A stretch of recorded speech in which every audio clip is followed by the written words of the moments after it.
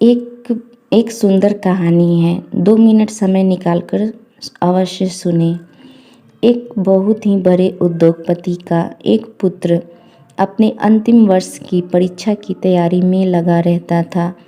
तो उसने पिता की उसकी परीक्षा के विषय में पूछते हैं तो वह जवाब में कहता है कि हो सकता है कॉलेज में मैं अव्वल आऊँ। अगर मैं अव्वल आया तो मुझे महंगी वाली कार ला दोगे जो मुझे बहुत पसंद है। तो पिता खुश होकर कहते हैं क्यों नहीं, अवश्य ला दूंगा। ये तो उनके लिए आसान था। उनके पास पैसों की कोई कमी नहीं थी।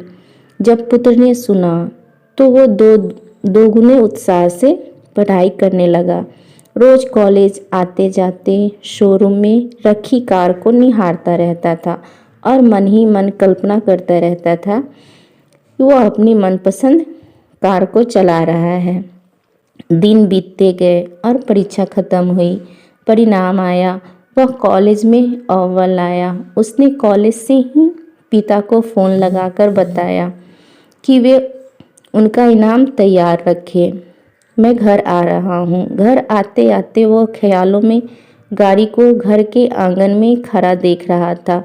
जैसे ही घर पहुँचा उसे वहाँ कोई कार नहीं दिखाई दी। वो मन से पिता के कमरे में दाखिल हुआ। उसने देखते ही पिता ने गले लगाकर बधाई दी और उसके हाथ में कागज में लिपटी एक वस्तु थमाई और कहा, लो यह तुम्हारा गिफ्ट है। पुत्र ने बहुत ही अनमने दिल से गिफ्ट हाथ में लिया और अपने कमरे में चला गया। मन ही मन पिता को कोसते हुए उसने कागज खोलकर देखा। उसमें सोने के कवर में रामायण दिखी। यह देखकर अपने पिता पर बहुत गुस्सा आया, लेकिन उसने अपने गुस्से को सहमति कर एक चिट्ठी अपने पिता के नाम लिखी कि पिताजी, आपने मेरी कार गिफ्ट न देकर यह रामायण की, शायद इसके पीछे आपका कोई अच्छा राज छिपा होगा। लेकिन मैं घर छोड़कर जा रहा हूँ। तब तक वापस नहीं आऊँगा जब तक मैं बहुत पैसा न कमा लूँ। और चिट्ठी रामायण के साथ पिता के कमरे में रखकर छोड़कर चला गया। समय बीतता गया। पुत्र होशियार था, होनहार था। जल्द ही बहुत धनवान बन गया। शादी की और शान से अपना जीवन जीने लगा। कभी कभी उसे अपने पिता की याद आ जाती तो उसकी चाहत पर पिता से गिफ्ट न मिलने की खीज हावी हो जाती। वह सोचता, माँ के जाने के बाद मेरे सिवा उनका कौन था। इतना पैसा रहने के बाद भी मेरी छोटी सी इच्छा को वो पूरा नहीं किए। यह सोचकर वो पिता से मिलने से कतराता था। एक दिन उसने अपने पिता की बहुत याद आने लगी। उसने सोचा, क्या छोटी सी बात को लेकर अपने पिता से नाराज़ हूँ, अच्छा नहीं हूँ। यह सोचकर उसने पिता को फ़ोन लगाया। बहुत दिनों के बाद पिता से बात कर रहा हूँ, यह सोचकर उसका दिल धड़क रहा था।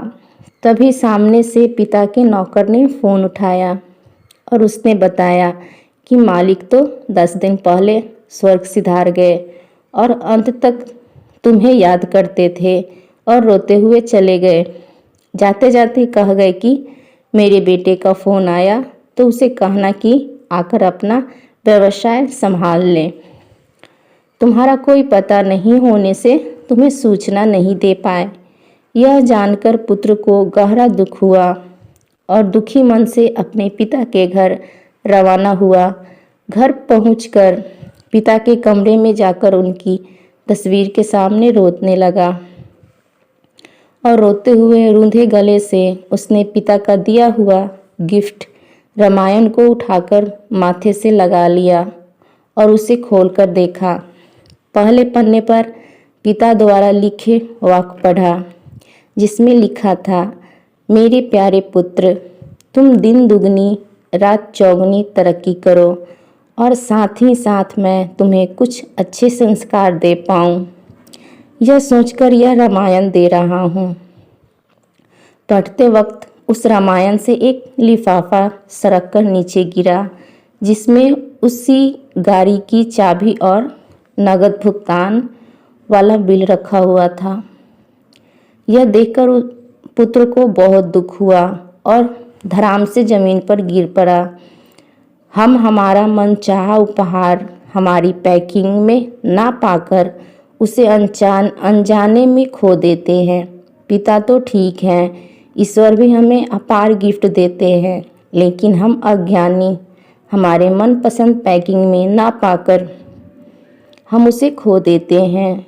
हमें अपने माता पिता के प्रेम से दिए ऐसे अनगिनत गिफ्ट उपहारों का, प्रेम का सम्मान करना चाहिए और उनका धन्यवाद करना चाहिए।